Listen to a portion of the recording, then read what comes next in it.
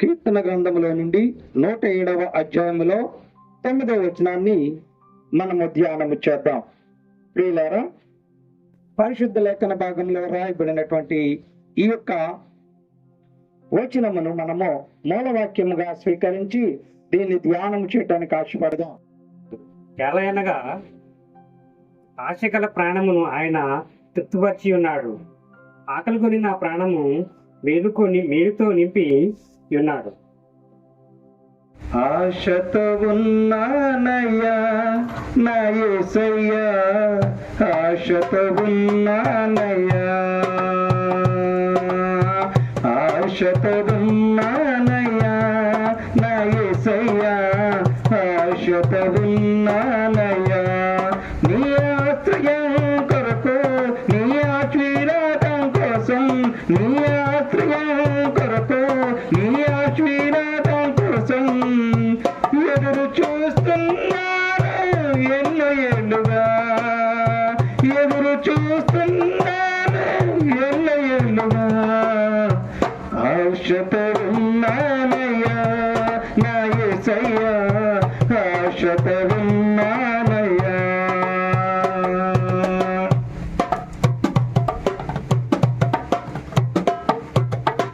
బ్రతుకు ఎంత భారమైనా బాధలన్న నాకు ఉన్నా, బ్రతుకు ఎంత భారమైనా బాధలన్న నాకు ఉన్నా, ఆశగల ప్రాణాన్ని తృప్తిపరుస్తావని, ఆశగల ప్రాణాన్ని తృప్తిపరుస్తావని. ఆశతో ఉన్నానయ్యా నా యేసయ్యా, ఆశతో ఉన్నానయ్యా, ఆశతో ఉన్నానయ్యా నా యేసయ్యా, ఆశతో ఉన్నానయ్యా. నీ ఆశ్రయం కొరకు, నీ ఆశీర్వాదం కోసం, నీ ఆశ్రయం కొరకు, నీ ఆశీర్వాదం కోసం ఎదురు చూస్తున్నాను ఎన్నో ఏళ్ళుగా, ఎదురు చూస్తున్నాను ఎన్నో ఏళ్ళుగా. ఆశతో ఉన్నానయ్యా నా యేసయ్యా, ఆశతో ఉన్నానయ్యా.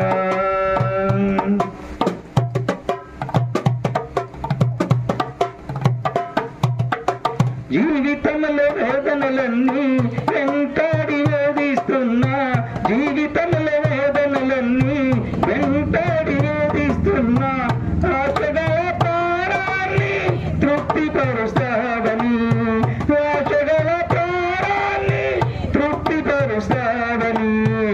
ఆశతో ఉన్నానయ్యా నా యేసయ్యా, ఆశతో ఉన్నానయ్యా నా యేసయ్యా, ఆశతో ఉన్నానయ్యా నా యేసయ్యా, ఆశతో ఉన్నానయ్యా.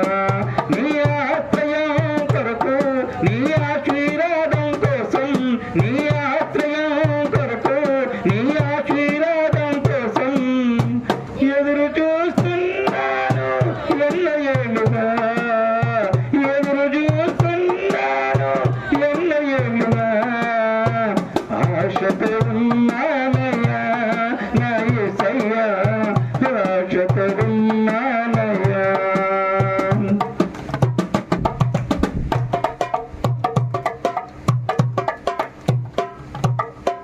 కష్టాల కన్నీళ్ళు ఏరులై పారుతున్నా, కష్టాల కన్నీళ్ళు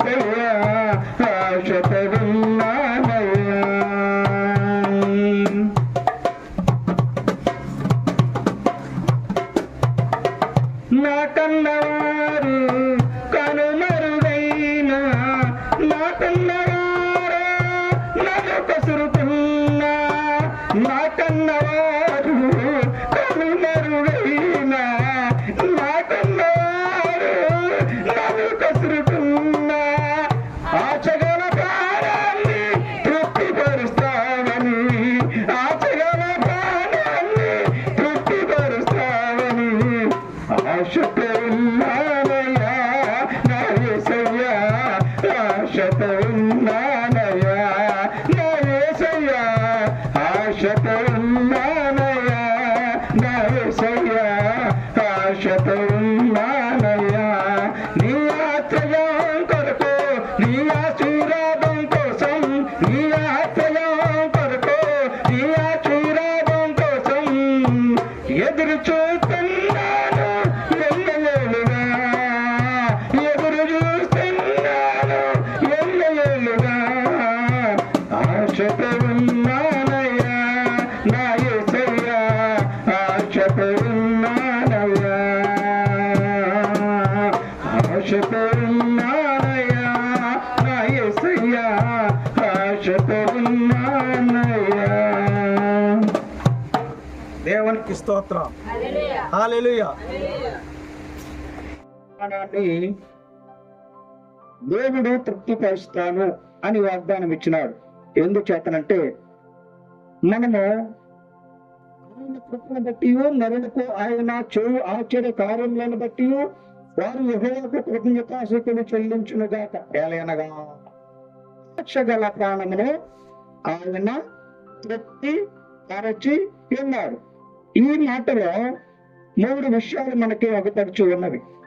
మొదటిది ఆశ, రెండవది ప్రాణము, మూడవది తృప్తి. గమనించండి, 3 మాటలు అక్కడ మనకు కనిపిస్తున్నాయి. 1 ఆశ, 2 ప్రాణము, 3 తృప్తి. ఏదైతే ఆశ కలిగి ఉందో మనని దేవుడు తృప్తి పరుస్తాడు అని వాక్యంలో రాయబడి ఉన్నది. చూడండి ప్రియులారా, ఈ లోకంలో మనము అనేక ఆశల చేత బ్రతుకుతూ ఉన్నాం. కొందరైతే ధనము సంపాదించాలని ఆశతో ఉన్నారు, కొందరైతే మంచి ఉద్యోగంలో సంపాదించాలని ఆశతో ఉన్నారు, కొందరైతే మంచి భవనం నిర్మించుకోవాలని ఆశతో ఉన్నారు, కొందరైతే మంచి విలువైన కారులో కొనుక్కోవాలని సంపాదించుకోవాలని ఆశతో ఉన్నారు,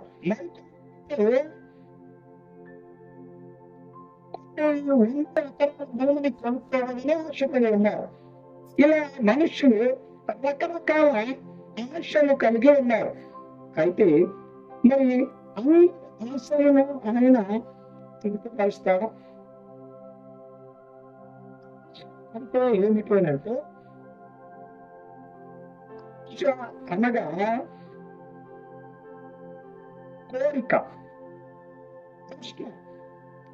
ఈ ఆశ ఒక వస్తువు పైన, ఒక ఆకారము పైన, లేదా ఒక భవనము పైన, ఇలా రకరకాల ఆశలు ఉంటాయి. అయితే ఈ ఆశ మనము ఒక వ్యక్తిని మనము పరిశీలించినప్పుడు ఆదికాండములో 3వ అధ్యాయంలో 6వ వచనంలో అబన్న గారికి ఒక ఆశ కలిగింది. ఏమిటా ఆశ అంటే పండు తినాలనే ఆశ. ఆ వృక్షము ఆహారం యొక్క మంచిది, కొమ్మలకు అందమైనది, వివేకమిచ్చు రమ్యమైనది. వింట ఏం చేసింది? చూచినప్పుడు ఆమెకు ఆశ కలిగింది.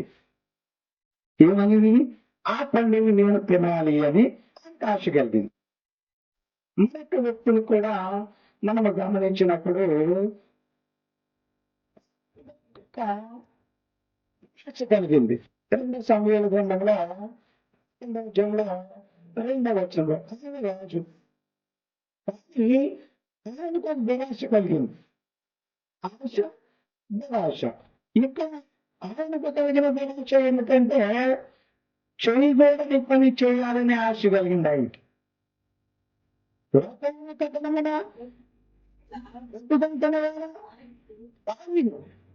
ఏం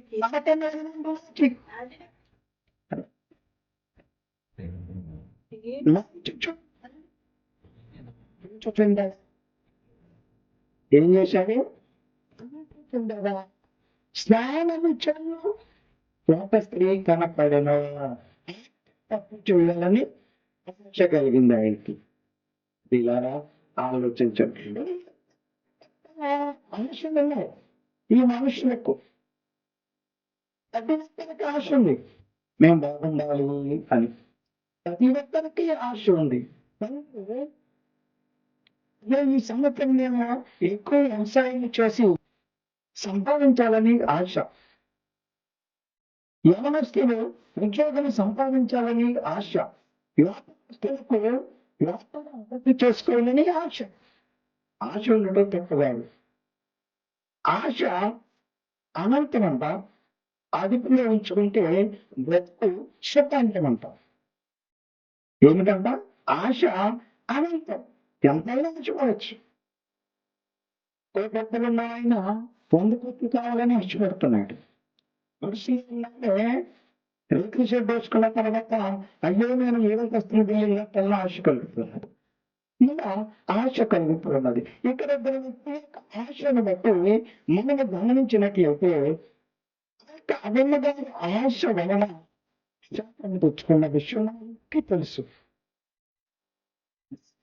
చేసినటువంటి చూసినటువంటి చూపు చూడ ఆయన ఆశ వలన ఆయన పాపం చేశాడని 12వ అధ్యాయంలో చెప్పబడుతున్నది. సమయంలో 2వ పుస్తకంలోనే ఏమనంటే, అయ్యా నేను విరోధంగా చేశాను, నేను పాపమే స్థితిని ఒప్పుకుంటున్నాడు. గమనించండి. తప్పు చేయాలనుకుంటూ ఉన్నాడు. అదొక రకమైన ఆశ.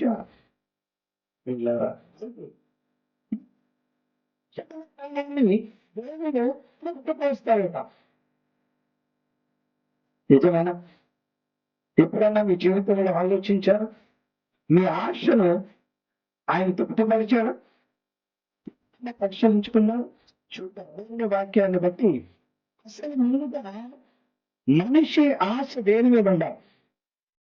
ధాన్యాల మీద కాదు, మణి మాణిక్యాల మీద కాదు, ఆస్తుల అంతస్తుల మీద కాదు. ఈ మనిషి బ్రతకడానికి దేనిపై ఆశ పెట్టుకోవాలో 119వ కీర్తనలో 81వ వచనంలో మనకి కనిపిస్తూ ఉన్నది. ప్రియులారా చూడండి, 119వ కీర్తనలో 81వ వచనంలో దేని కొరకు? నేను నీ వాక్యం మీద నేను నీ వాక్యం మీద ఆశ పెట్టుకుని ఉన్నాను.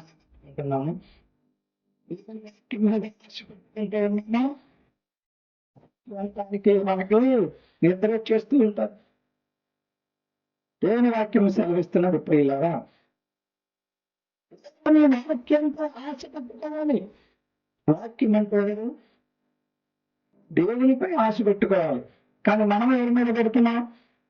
మనుషుల మీద, మీద, స్నేహితుల మీద, అధికారుల మీద, నాయకుల మీద ఆశ పెట్టుకుంటున్నాం. దేవునిపైన ఆశ పెట్టుకోవాలి. మీరు పెట్టుకుంటున్నారు లేదా మీరే పరిశీలన చేసుకోండి. చూడండి, ఈ ఆశ ఎలా ఉండాలంటే చెప్పబడుతుంది. నీటి వాగుల కొరకు నీటి ఎందుకు తప్పుకి నీరు ఎందుకు అవసరం అండి? వస్తే తాగాలి కదా, లేకపోతే ఏమవుతుంది? ఏమవుతుంది? చచ్చిపోవాలి. అడవిలో దాహమేసి సమస్యని పడిపోతే ఎందుకు కొడుకు గురించి కాబట్టి ఆయన ఏం చేసింది? దేవుడు అక్కడ శత్రువు నీళ్ళు ఇచ్చాడు. మరి ఇక్కడ దొప్ప నీటిలో చెప్పినట్లు నీ కొరకు నా ప్రాణము ఆశపడాలి అని వాక్యం ద్వారా దేవుడు మాట్లాడతాను. మన ప్రాణము ఆశ లేదు. దేవుని వాక్యం కొరకు, దేవుని కొరకు. మూడవది 84వ కీర్తనలో 2వ వచనంలో ఆశపడాలి. 3 విషయాలు మీకు తెలియపరుస్తూ ఉన్నాను. మొదటిది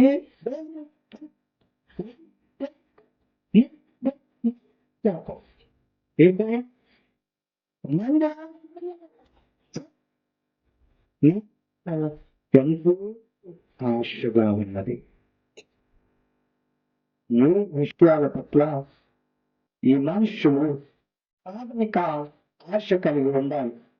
మన వ్యక్తిగతమైన ఆశల కొరకు పరుగు పెట్టాలి, ప్రయాణం చేయాలి, ప్రయాసపడాలి.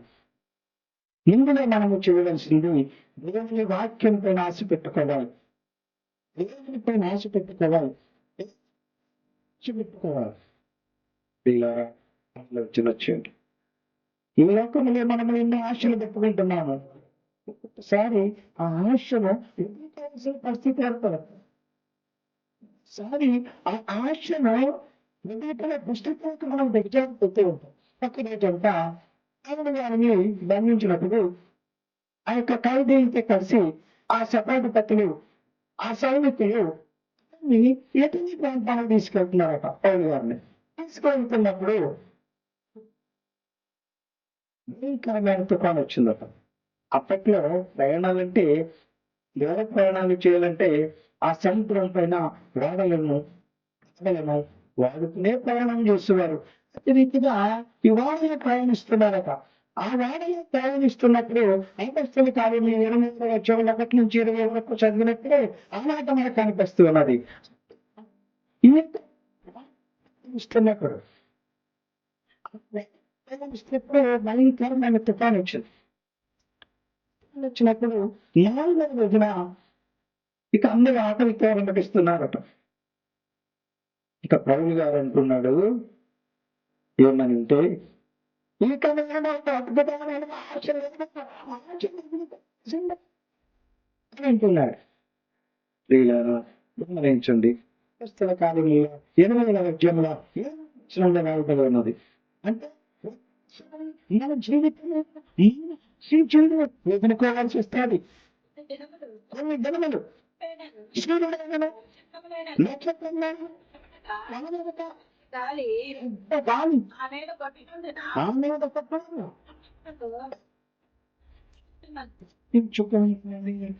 ఆశ గట్టిగా లేదు. ఒక్కొక్కసారి మన జీవితంలో కూడా మనము ఆశపడింది ఆ విధంగా దక్కకపోతున్నదేమో. అందుకు కారణం ఏంటో కూడా మనము విశ్లేషించుకోవాలి. వాక్యం ద్వారా దానికి జవాబు తెలుసుకోవాలి. ఎందుకు నీ జీవితంలో నీ ఆశ నెరవేరటం లేదు?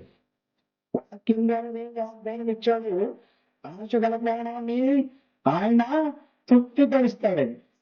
మరి ఎందుకు నీ ఆశను తీర్చి నిన్ను చూడలేకపోతున్నాడు? నీ ఆశ తీర్చడానికి ఎందుకు నిన్ను చూడలేకపోతున్నాడు? నేర్చుకుని మరి ఈ ఆశ ఎలా ఉండాలంటే చూడండి, ఆశ మనము చూసాం.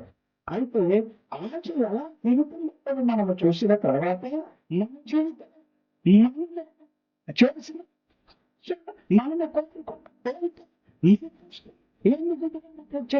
తెలుసుకున్నా. అసలు ఈ ఆశ ఎలా తిరుగుతుందో మనం తెలుసుకోవటానికి మొట్టమొదటిది కీర్తన గ్రంథంలో 8వ అధ్యాయంలో 8వ వచనంలో చూడండి. చూద్దాం. నేనైతే నేను ఉపదర్శనమే చేసినాను, నేను ఎక్కడినప్పుడు నేను స్వరూప దర్శనముతో దేనితో దేవుని చూచుటతో ఆశ తీరుతుంది.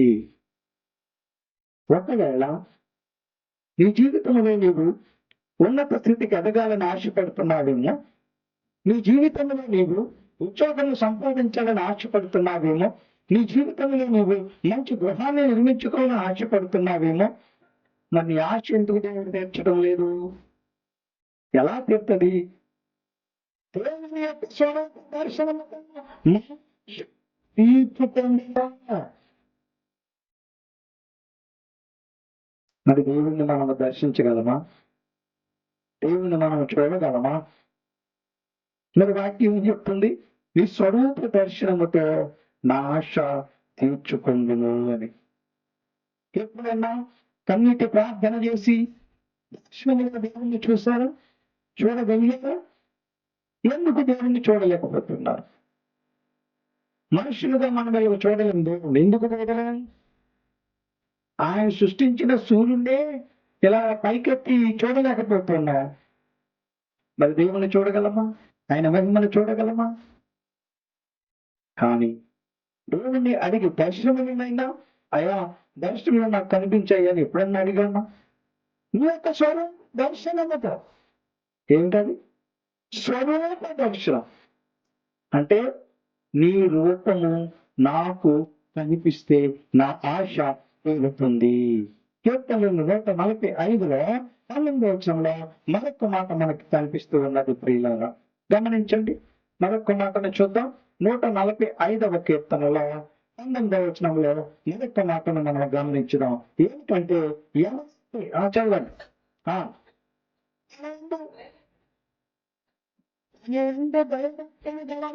కోరికను ఆశ అంటే చెప్తాను కదా, ఆశ అంటే కోరిక, ప్రశ్న.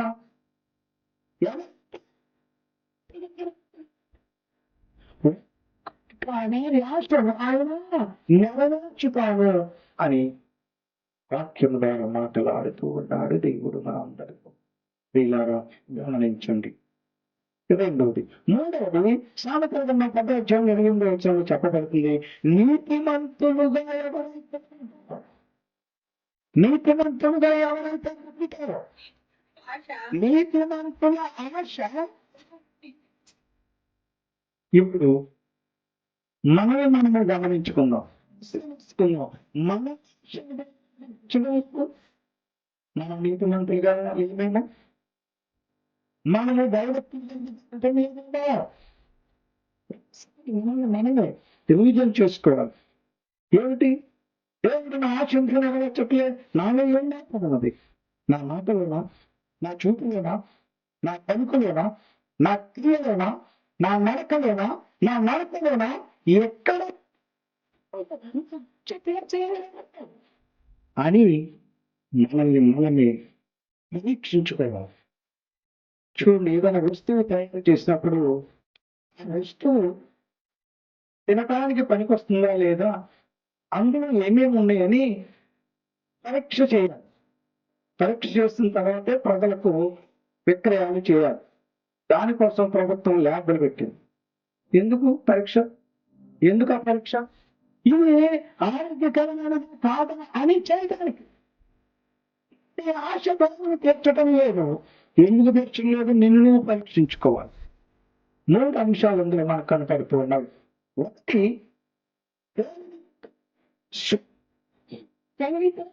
మన ఆశ తీరుతుంది.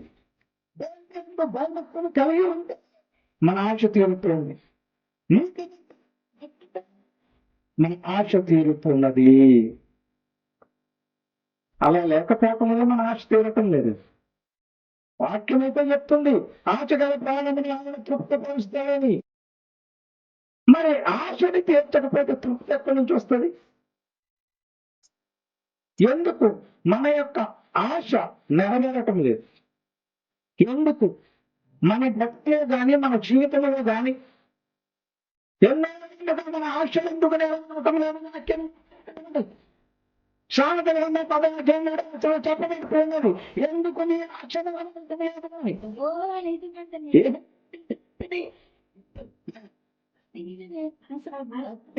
నీ ఆశ నెరవేరు. ఎవరి ఆశ? వారి ఆశ. అది నెరవేరు. మరి నువ్వు భక్తిగా ఉన్నావా?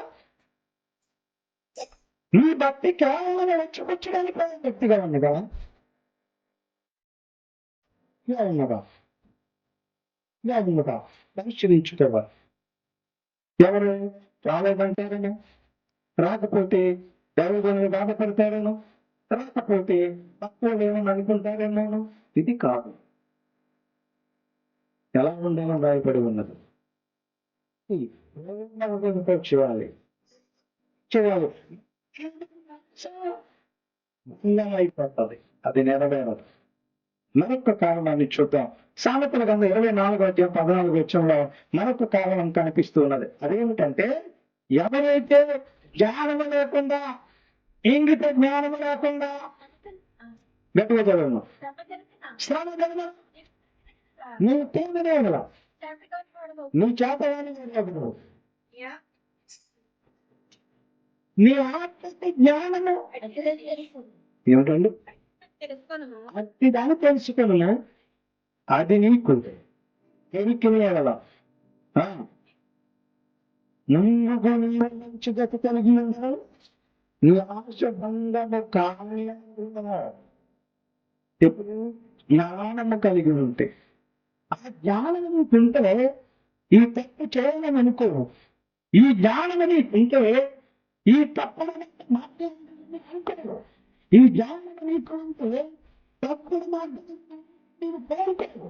ఆ జ్ఞానము లేకపోతే చేత నీ ఆశ భంగమైపోతూ ఉన్నది. ఒకవేళ జ్ఞానము కలిగి ఉంటే ఏమవుతుంది? ఆశ భంగము కానేరదు. ప్రియులారా గమనించండి. మరి ఒకవేళ దేవుడు నీ పట్ల నీవు భయభక్తులతో కలిగి ఉన్నావని, నీవు నీతివంతునిగా బతుకుతున్నావని, నీవు జ్ఞానవంతునిగా జీవిస్తున్నావని దేవుడు నీ ఆశ నెరవేరిస్తే అప్పుడు నీకు తృప్తి కలుగుతాడు. ఈ లోకంలో అనేక మంది తృప్తి లేక బతుకుతున్నారు. ఏమిటో ఈ జీవితం, ఎందుకో ఈ బ్రతుకు అనేటువంటి అసంతృప్తితో జీవితం సాగిస్తూ ఉన్నారు. పిల్లరా గమనించండి. ఓ సహోదరి అంటున్నది, నాతో కలిసి చదువుకున్న ఆయన భార్య, అన్నయ్య ఏంటన్నయ్య ఇలాంటి చేశారు, నాకు మాట వినటం లేదన్నయ్య, రోజు తాగొస్తున్నాడు అన్నయ్య, ఆయన చదవలేని వాళ్ళ విద్యావంతుడు. ఇప్పుడు ఆయన జీవితంలో ఏమున్నది? అసంతృప్తి లేకుండా బతుకుతున్నది.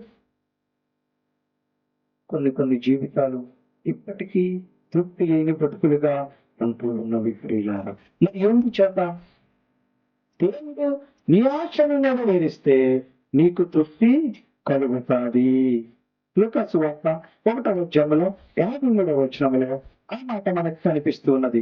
ఏమిటనంటే, నీ ఆశను నెరవేరిస్తే, నీ ఆశను తీరిస్తే అప్పుడు నీకు తృప్తి కలుగుతుంది. మంచి పదార్థం సంతృప్తి పరచి చేతులతో భక్తి వేశారు. దేవుడు ఎప్పుడైతే ఆశ గల ప్రాణాన్ని తృప్తిపరుస్తాడో స్పష్టంగా రాయబడి ఉన్నది. నీ ఆశ నెరవేరాలంటే నువ్వు దేవునిపై ఆశ పెట్టుకోవాలి, దేవుని వాక్యంపై ఆశ పెట్టుకోవాలి, ఎందుకైనా ఆశ పెట్టుకోవాలి. నీ ఆశ నెరవేరాలి అంటే నువ్వు నీతివంతునిగా బ్రతకాలి, దేవుని నుండి భయభక్తులు కలిగి బ్రతకాలి, జ్ఞానయుక్తంగా బ్రతకాలి. అప్పుడు నీ ఆశ నెరవేరుస్తాడు. నెరవేర్చినప్పుడు చూడండి, 107 కీర్తన 107:9 ఏమని రాయబడింది? 2 సెంటెన్స్ అవ్వండి. మొదటి సెంటెన్స్ ఆశ గల ప్రాణంలో ఆయన తృప్తిపరిచి ఉన్నాడు. 2వ సెంటెన్స్ అవ్వండి, ఆకలి లేని వారికి ఆకలి నిన్న వారికి మేలు చేస్తే ఏంటంటే అన్నం కదా కావాల్సింది. అవునా? ఆకలి ఉన్న వారికి ఏం కావాలి? ఆకలి ఉన్న వారికి కోటేస్తే ఏంటి ఉపయోగం? ముందు ఏం కావాలి? ఆహారం కావాలి. అందుచేత ఆయన ఆహారం నేను చేత ముక్తిస్తాడట. అందుకనే ఒక సేపంటే ఆకలి మంచు పడాలతో సంతృప్తి పరిచాడు. ఎప్పుడైతే దేవుడు ఆశను, ఇప్పుడు ఆకలి కొన్న వారికి ఏం కావాలి? వారికి ఉన్న ఆశ ఆహారం కావాలి. మరి ఆశ ఏంటి? ఆహారం కావాలి.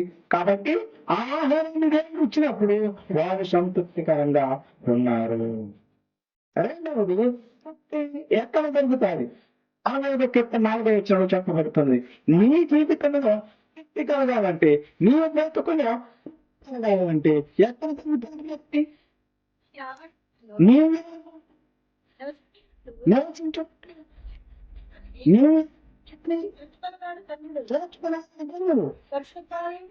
నీ పరిశుద్ధాలయము చేత నీ మందిరము దేని చేత? దేని చేత?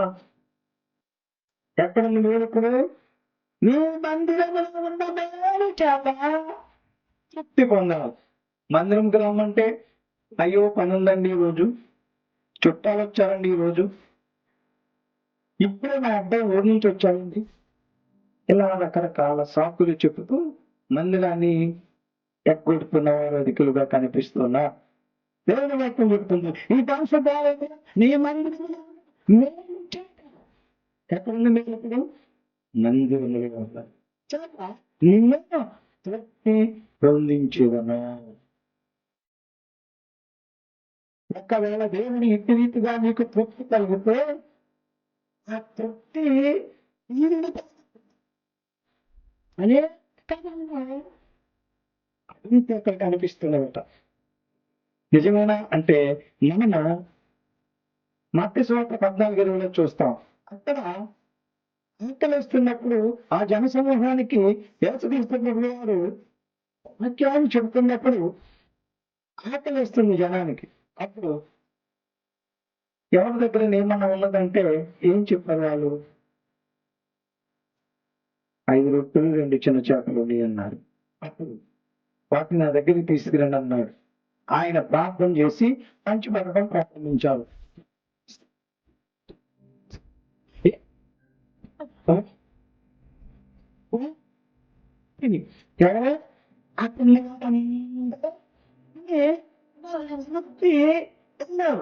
అంతేకాదు మిగిలిపోయి అంటే ఇంకా 12 గంటలు ఇస్తారట. దేవునికి స్తోత్రం.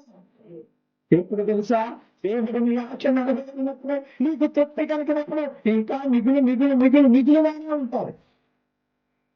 ప్రియులారా గమనించండి, ఆలోచన చూడండి.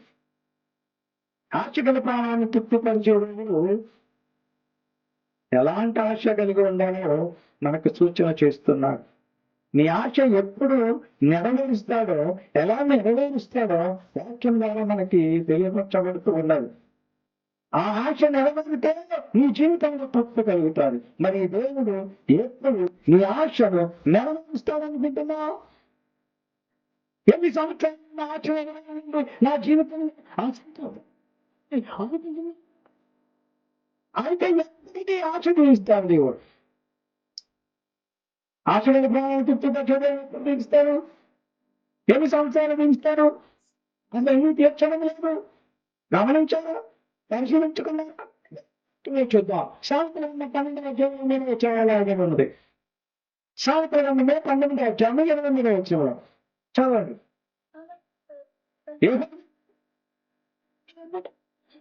జీవన సాధనము కలిగిన తృప్తి అపాయం లేకుండా లేకపోతే ఎప్పుడు బతుకుతారు అపాయం లేకుండా అంటే దేవుని యందు భయభక్తిని కలిగి ఉన్నప్పుడు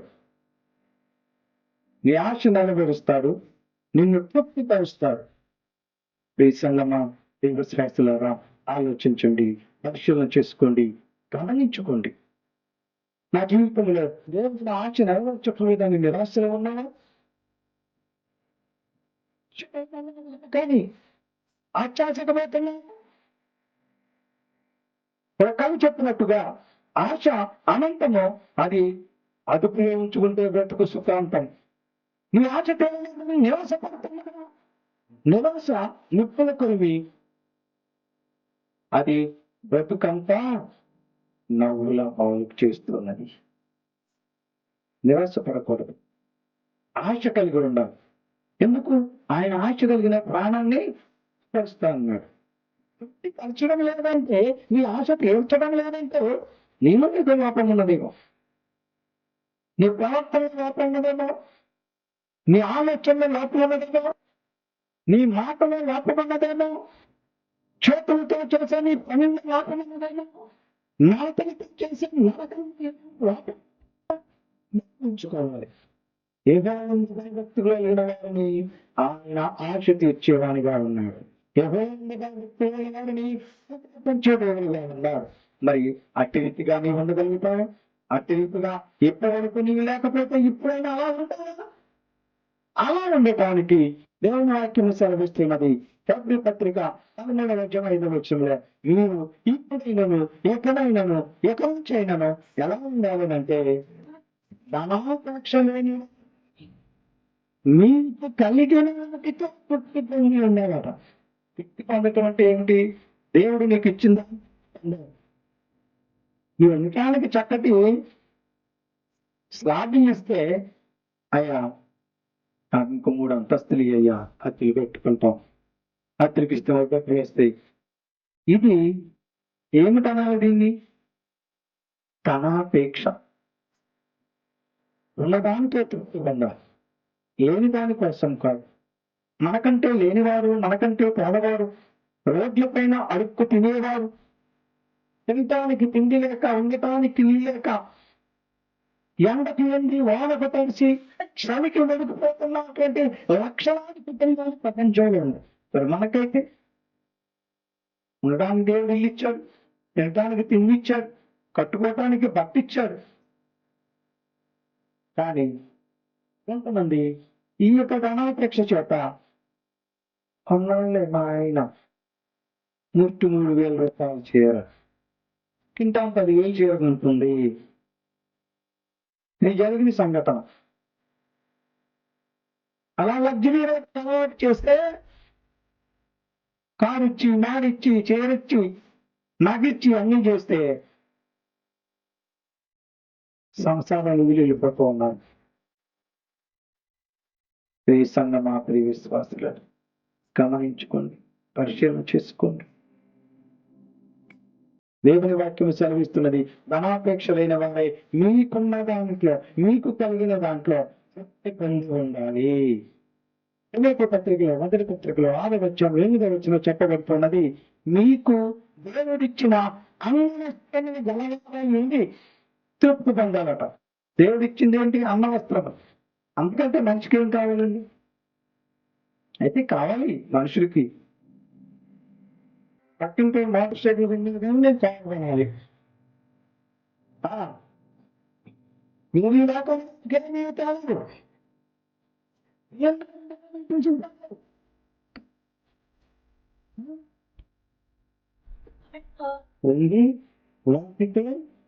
చేయాలి? తృప్తి ఉండాలి. అప్పుడు దేవుడు, అయ్యో నేను ఇచ్చిన కొద్దిదానికి వీళ్ళు తృప్తి పొందుతున్నారు కనుక దేవుడు నేను మరింత వారికి ఇవ్వాలని ఆశపడతాడు కదా. సొలొమోను గారికి ఏం చేశాడు? నీకేం కావాలో కొడుకు అన్నాడు. ఆయన ఏమన్నాడు? నాకయ్యా బంగారం వద్దయ్యా, వెండి వద్దయ్యా, ధనం వద్దయ్యా, ధాన్యం వద్దయ్యా అన్నాడు. ఈ ప్రజల్ని పరిపాలించడానికి జ్ఞానం ఇవ్వాలి అన్నాడు, తెలివిని అన్నాడు. దేవుడు తెలివిటి చూసేశాడు. నువ్వు అడగకపోయినా ఇవన్నీ నేను ఇస్తున్నాను అన్నాడు. మరి ఇప్పుడు నీవు ఉన్నదాని మీద కలిగిన తృప్తి ఆయన గమనించేవాడు కాదు, ఆయన పరిశీలించేవాడు కాదు. అయ్యో నా కుమార్తె ఉన్న దాంట్లోనే సర్దుకుపోయి తృప్తి పొందుతున్నది కనుక వాళ్ళని ఆశ్రయించాలని అనుకోరా? ఎందుకు? ఆశ గల ప్రాణమును తృప్తిపరిచే దేవుడు. ఆశ కలిగి ఉన్నారు. తగిన సమయం అంటే నేను రక్షించినట్లు ఆశ కలిగి ఉండాలి. ఆశ గల ప్రాణమును ఆయన తృప్తిపరిచే దేవుడు. కావున ప్రియమైన సంగమా, ప్రియమైన విశ్వాసులరా, ఆయన మన ఆశను నెరవేర్చడానికి సిద్ధంగా ఉన్నాడు కనుక మనని దైవత్వంతో బ్రతుకుతూ నీతివంతంగా జీవిస్తూ జ్ఞానయుక్తంగా బ్రతుకుతూ మన ఆశలను దేవుడు నెరవేర్చులాగున మన జీవితంలో తృప్తి కలుగులాగున మీరందరూ ముందుకు కొనసాగాలని తెలియపరుస్తూ ఈనాటి మాటలు ముగిస్తూ ఉన్నాం.